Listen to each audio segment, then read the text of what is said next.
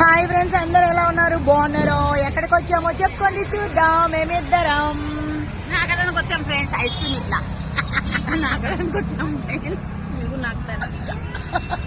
నీది నాకు ఒకళ్ళు నాకు సూపర్. నీ రాకిచ్చే బాగుంది. నీది బాగుంది. మేము ట్యాంక్ బండ్ వచ్చాం ఫ్రెండ్స్. మంచిగా చూడండి. సచివాలయం చాలా మందికి తెలుసు, చాలా మందికి తెలీదు. తెలియని వాళ్ళు సచివాలయం చూడొచ్చు.